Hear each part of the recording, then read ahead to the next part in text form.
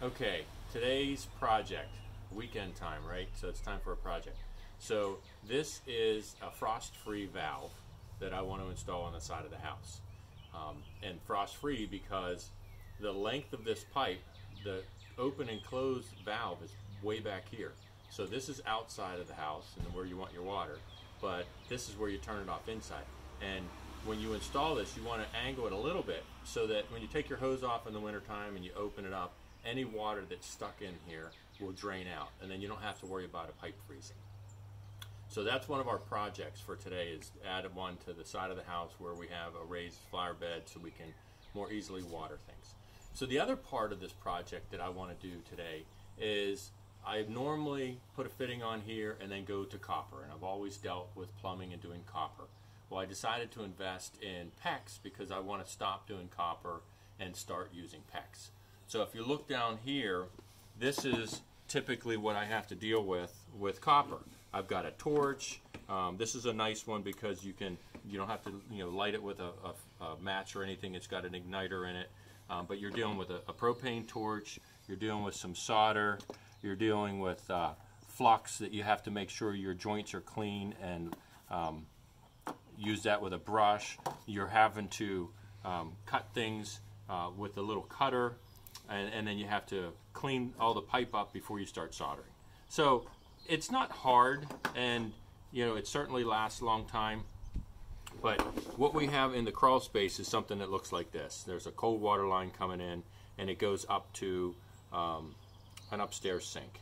And so what we're going to do is we're going to cut this right at a 45, and that's what's going to allow the water to come out because there's no other way to drain it. So we'll cut through that, let the water drain out. I'll I'll heat up both of these sides and pull the remaining piece of copper off, clean these up, and then we'll replace it with a T because I want to extend that to this new faucet. And so instead of having a copper piece of pipe going all the way to this guy, we're going to switch it to PEX. And so they make these little adapters that you can put this right in here and you can sweat it on. I thought I was going to put another piece of copper here and then put it over top of it, but as you can see, it ends up being the same size as the copper. So I have to do it by going straight into the fitting, and then we'll put PEX on that from there. So once we're done, and transition from the copper, now we're going to end up having this piece here. Then we'll look at this other side of the table. These are the tools that I bought, and cost me a tune of about $270 for all this stuff. And so once you end up with that T, you're going to end up with something like this, and they have crimp rings. They have ones that are called cinch rings, and these are called crimp rings that you can put on here. And I'm trying this technology. It's been around for a number of years, and it seems to be working well. So let's talk about the tool set that we have here. First of all, these are supplies, right? These are pieces. You need the crimp rings or cinch rings. You need these adapters to go from copper to PEX, or you might need other adapters. Like I bought this bag. I don't think I'll need any, but there's T's in here. There's 90 degrees, and there's straight connectors as well. So this was a bag, and if you buy them on Amazon, they're a lot cheaper than getting them, one at a time at Home Depot. A typical valve looks a little different too, because once you have PEX, you're going to put this in, you're going to cinch it on both sides, and then that's your shutoff valve. And they come in blue and red. Again, I bought these all at the same time off Amazon. This is what's going to go on the end of the frost-free valve. Use some Teflon tape there, and then you'll put PEX on that side. And then here are the tools that you use. I bought this kit. It has a go, no-go gauge to make sure you put your crimp ring on properly. It should go at one point and not go at another point to make sure that it's on right, and we'll go through that. But this is the basic tool, and you see down in the box here it has several heads. So this is for the 1/2 inch, this is for the 3/4, and what's in here is for the 3/8. So we're going to have to change that because we're dealing with all 1/2 inch today. Also in this kit, it comes with a PEX cutter. So this is just a single, cut through. It's like a big utility knife that you just grab it and cut through. If, however, you already have one from previous plumbing stuff, here's a ratcheted one that'll cut up to like 1.25 inches, maybe 1.5 inches PVC. So you can use that as well to cut through your PEX if you're more comfortable with that. So you wouldn't have to buy a separate one. And then it also has, this kit has, let's say that a crimp went bad and then you need to take it out. So you can put this on the inside and cut through both sides of the ring, do it there and 180 degrees, and then it would take that ring out. So you wouldn't, let's say it was a bad crimp on here, you wouldn't have to throw this valve away because you can't get the crimp off, the crimp ring off. So that way you can reuse things if it was a bad crimp and try again, because there's some adjustments on this head here that helps you do that. So that's the oh, and here's the I should also say about the PEX itself. There's a type A, there's a type B. This is type B. The PEX type A, you basically use something to expand it, and it has so much memory that it closes down on itself. And you've only got, I don't know, 15 seconds. I don't know what the rating is. I decided to use the PEX B and these cinch rings or crimp rings instead. And I decided also to get white. You can get this in blue and red and white, and it really doesn't matter as long as you know what line it is. So what I'm going to do, if you see, I'm going to put blue tape on it because this is a cold water line. So every so many feet I'll just put a piece of blue tape, and then I'll buy white, and I could use it for red, for hot or for cold, because they're all rated the same. So we're going to go get our tools ready and go under the crawl space. One of the things we wanted to cover is showing you this go, no-go gauge, at least for this particular device. Here's a ring that's not been crimped, of course, and you can see it doesn't enter into this. And you can see over here, the top you don't want it to go past, but the bottom you do want it to go past.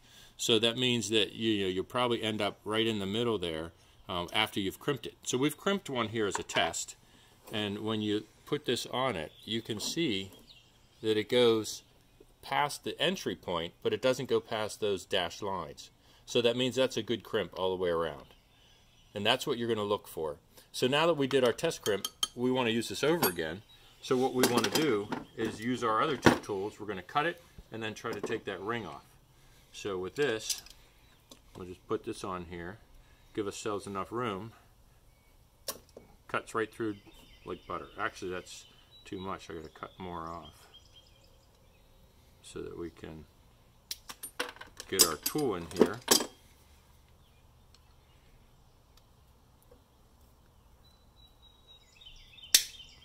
That's one. Move it 180 degrees. I didn't want to cut all the way through. Oh, there we go. So it flung off. Now you'll be able to take this off and use it over again. I'll just use my pliers to, maybe I will. There we go. So as long as it doesn't damage this, and that's why it's calibrated so it won't cut through the metal fitting, but it'll cut through the ring. So we're good to reuse this now. Okay, now we're under the crawl space, and you can see right here, this is the cold water line. That's one of the things you want to verify. This is a cold water line, and you're going to cut that right on an angle. You could do it to either one. You can see the hot and the cold coming in. And we're going to cut that, and then we'll heat those up to pull these pieces off, and then we'll make this our T, and we'll come this way with our PEX. So we'll get set up here to start doing that. Okay, I have to correct what I just said. You see there's two bends here, and both of these are feeding an upstairs sink. So this actually is a hot, and then this other one is the cold over here. And the reason I know that is if you follow this one down a little further downstream, you'll see that there's another pipe going up, and that's going up for the toilet. And the reason I know it's cold is because you don't put hot water to a toilet, you only put cold water to a toilet. So that means that we're going to need to cut this one instead. So that's going to be our cold line. Normally you'll see insulation on this hot line to keep it hot longer. So we're going to cut this one. Okay, you see I have a reciprocating saw, and it's a real fine tooth. It's a metal blade. It's about probably 18 inches, or 18 teeth per inch. So we're going to try to cut at an angle here.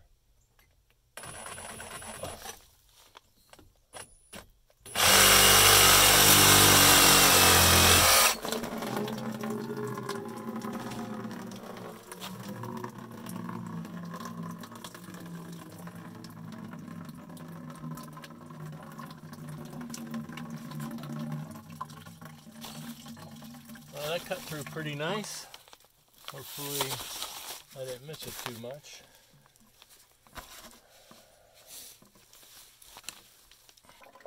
Okay, you can see I'm still draining the lines. This is the one going up to the sink, so there's not much water going up there.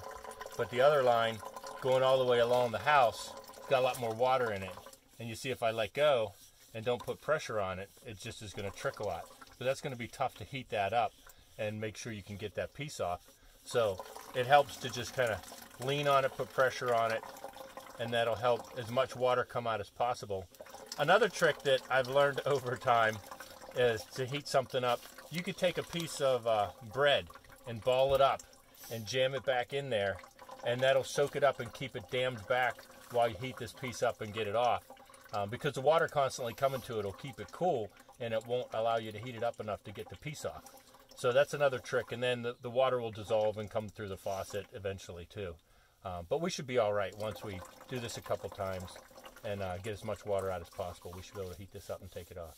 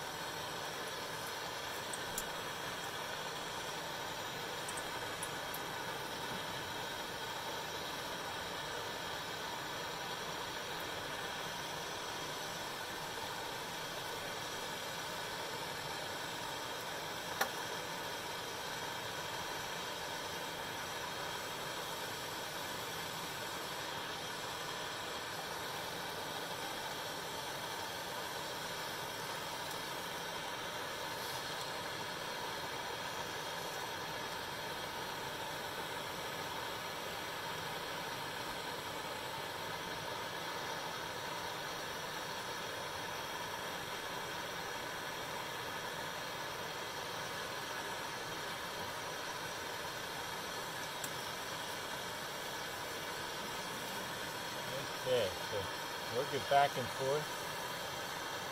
And you heard the sound it made, but it also deformed this copper pipe.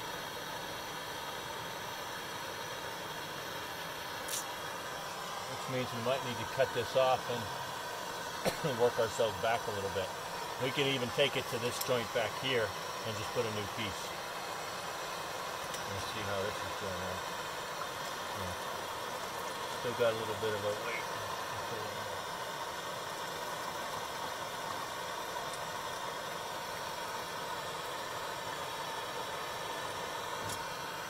Let's try it.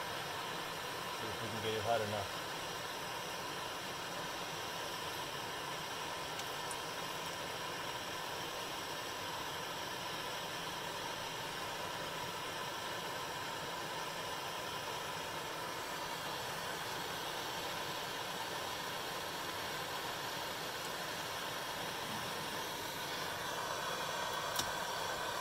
Nice.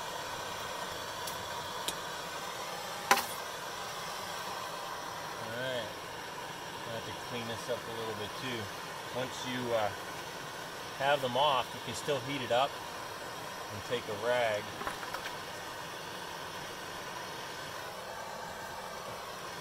And you can just kind of, make sure you're not too close, and it'll help clean up off some of that old solder. Just do it real quick. So you can see I cut it on a little bit of an angle there.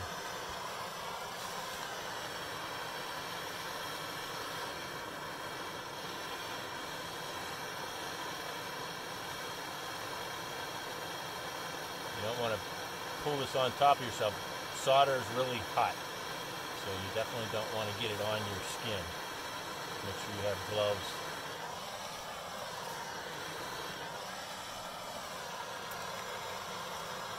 You can even wet this rag too, but a lot of times I don't want it too cold because it'll cool it off before you get this off.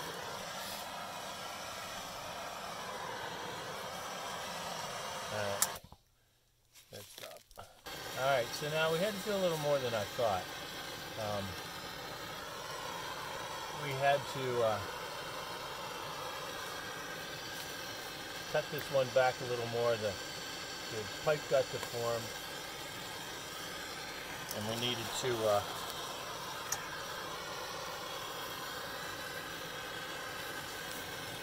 pipe got deformed and we needed to kind of go back to this other joint. And you see I'm soldering now, and what I like to do, if I don't see the solder going in well, I'll put the flux on it a little more. So we're doing all these joints at once. Hopefully there's not too much water on this joint. You see the steam coming out, which isn't always good.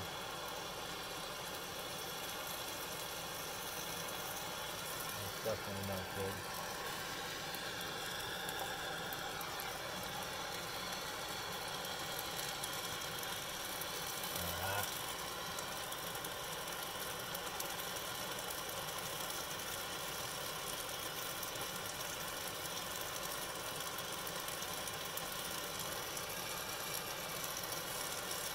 That means there's too much water sitting down in here.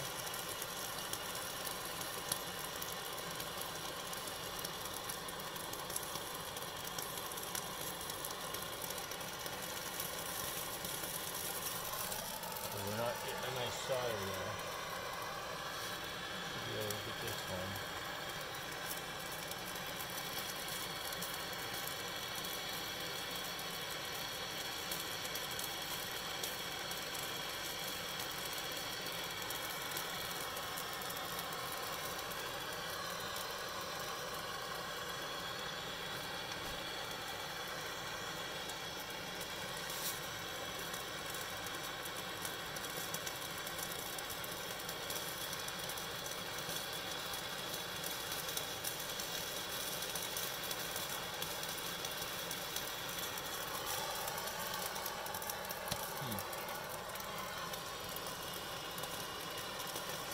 Use my bread trick.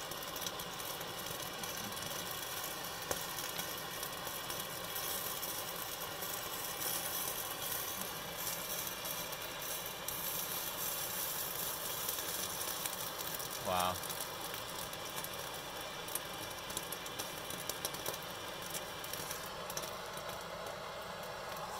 Well, we're gonna have to let this cool off, drain some more water out of it, and then try again. We could heat up the rest of this on this side.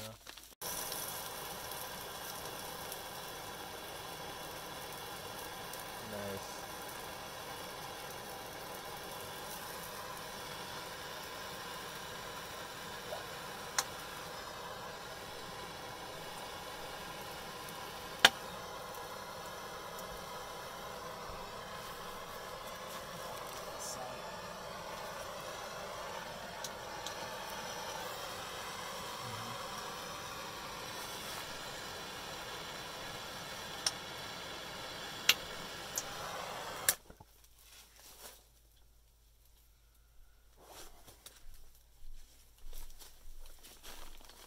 Now you can see that we have this.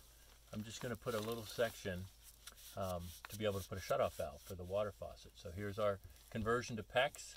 We'll put that on. We have a ring here, a crimp ring here, and then a crimp ring here for this valve. And so we're going to go ahead and put those both in place. One of my buddies told me a trick is, making sure this isn't too far sliding when you're putting your tool on it, that you can get it to where you want it, leave your little gap, and then you can kind of squish it a little bit with the channel lock. You can see, so now it's not easy to move. And I'll do the same thing with this over here.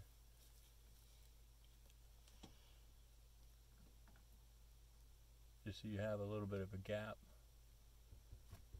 And it keeps it in place while you're putting your tool up here.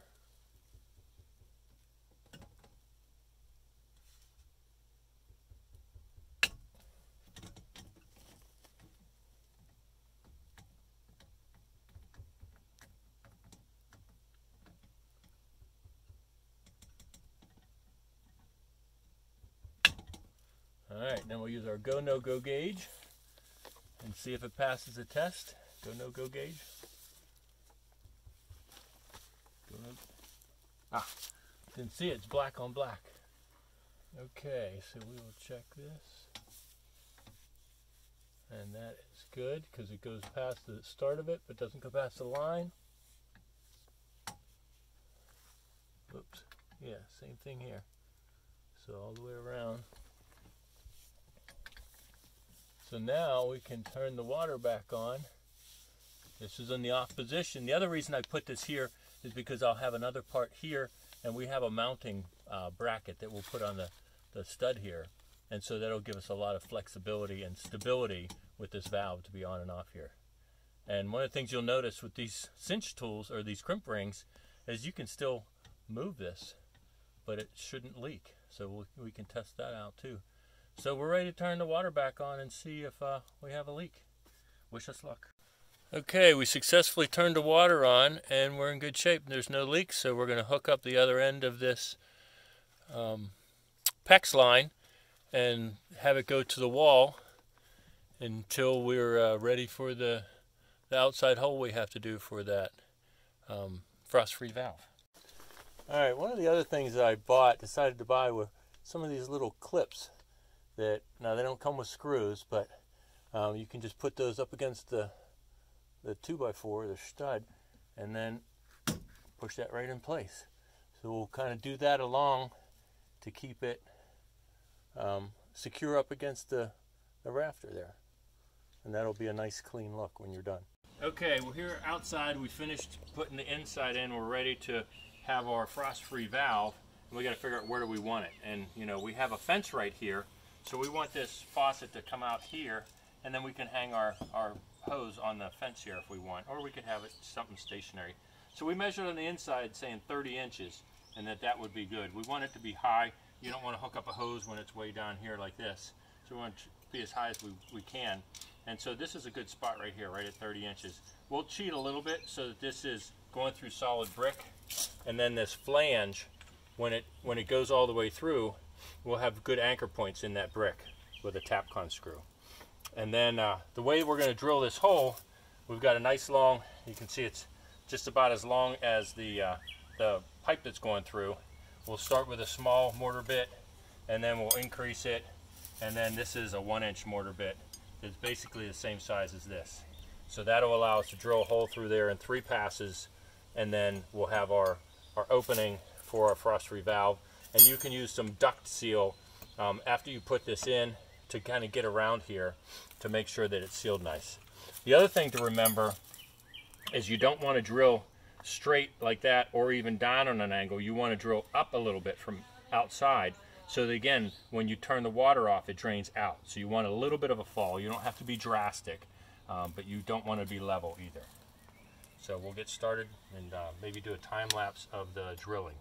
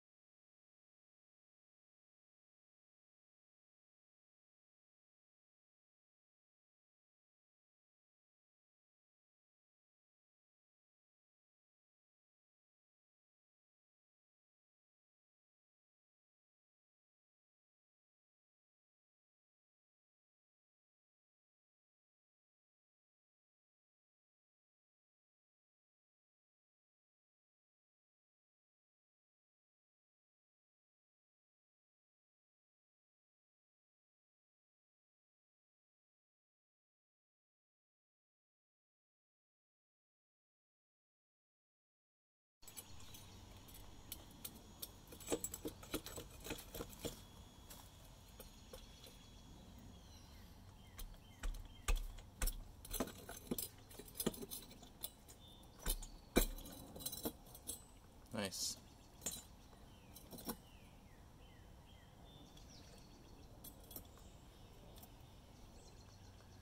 All right.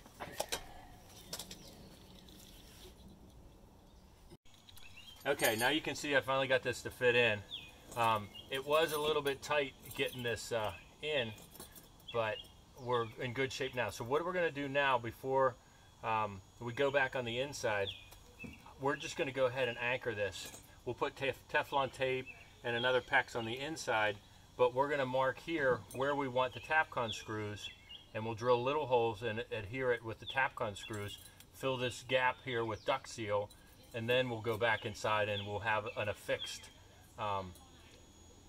faucet already. We won't have to worry about it moving.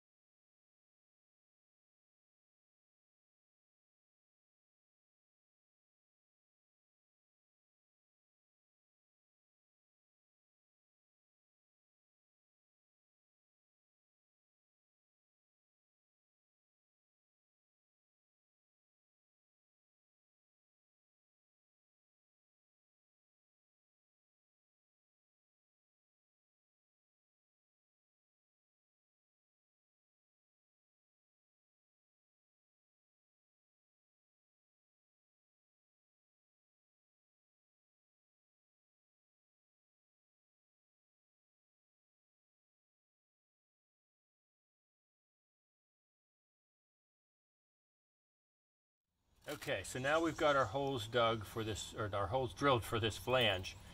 Before we put this all the way in and anchor it, we want to make sure that we seal it around here. So this is, it's called duct seal.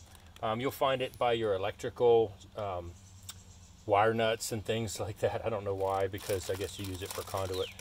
But it's basically almost like a clay. It's kind of sticky. But what you can do with it is, you can kind of form it, and you want to use it, and you can go all the way around this and make sure that you've got a good seal so bugs and moisture, etc., are not getting in here. And you can kind of set it around the front here and continue to push in, and then as you get closer you can start forcing it in to seal all the way around. And then when you push it in, it'll help keep it in place too, for when you're going to put your, and then you can always take this excess off as you're done. That way it will give it a nice seal. And now we'll put our Tapcon screws in and anchor this the rest of the way. And we chose, these are I believe are a 3/16 Tapcon screw, and it just has a standard, and we gotta find the hole again. There we go. And if this faucet head gets in your way, you can take a Phillips screw and take this off.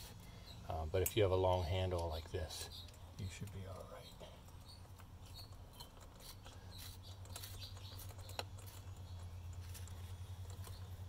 And if something like this handheld doesn't work, then you can get kind of like your socket wrench out with a long extension and make sure that will help drive it in too.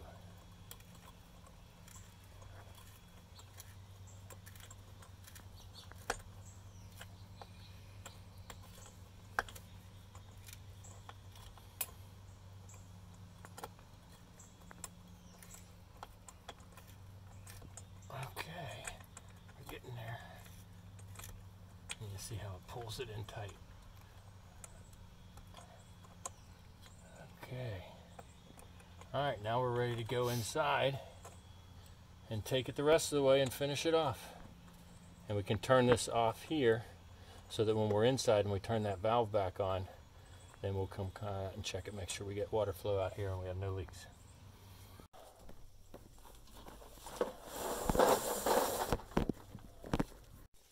Okay, we're underneath, and as you can see, this is protruded out a nice 4 inches or so. So I could have gotten away with, this is a 12-inch frost-free valve. I could have got away with maybe a 10-inch or even an 8-inch, but that wouldn't have given you much room to work here. They are a little bit more expensive the longer you get, but I just chose to get the 12-inch. Now the other thing, this is going to need Teflon tape, and this is going to be the adapter for the PEX. When you're putting your Teflon tape on, think about which way the screw is going, and you want to end up with it, the open end, going that same direction. So if you're twisting clockwise here, you want the end to be ripped off that way, so you're continuing to keep it tight. If you wrapped it the opposite way, you have a chance that you're unwinding the Teflon tape as you're screwing on your adapter. So I normally go around this a nice 3 or 4 times to make sure that we've got a nice fit. And then again, rip it off, and it's going the same direction that your adapter is going to go. And then here's our adapter. We'll start threading that on.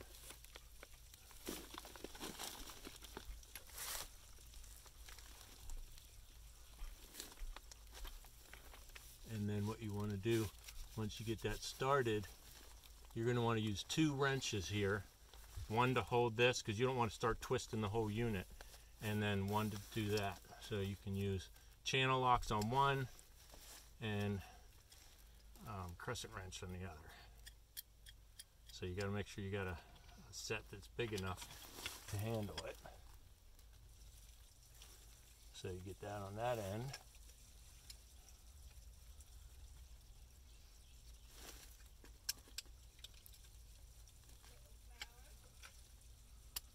And then you're going to grab these. Bye, honey. Love you. Love you too. We're recording. Sorry. Okay, bye. My dad's not good.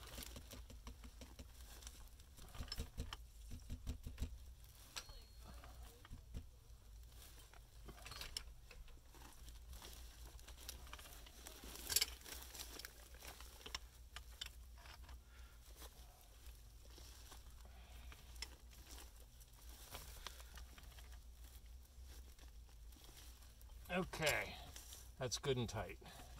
So again, we're going to check it for leaks.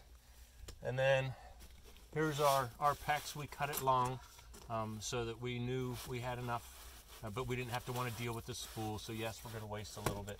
So now we'll kind of come back, we'll align it up, put our brackets, and then cut it and do our final crimp right here, and then test everything out. Okay, so now we've got this Teflon tape and then the adapter, and I've just kind of clamped that with our channel locks before I do the final crimp.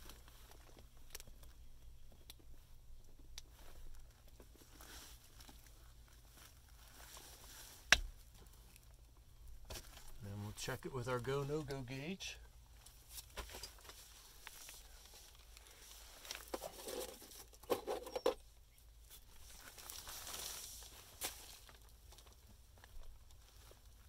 Good. So now we can turn on our water. And actually, I'll take this off of here and we'll pan the so now you can see all the way down there where the shutoff valve is, right by Jimmy's head. Yep, actually go ahead and turn it on, Jimmy. We'll see live. Alright, we hear the water flowing. Oh, and I think we must not have turned it off outside. Go ahead and shut it off. It's running outside. So I think we're good under here. We don't have any leaks. So we'll go outside and hook up a hose and check it out. Let me Okay, here's the final product here. You see copper, our modified new copper, going to a T, going to a shutoff valve, starts our PEX. And we have these anchors. We decided to do them every other stud because it held it up fine. And then it goes all the way over, nice and tight, and it goes right on the other side of that black ductwork to go outside. So no leaks, successful project, probably about 2 hours with some help. So good luck on your project.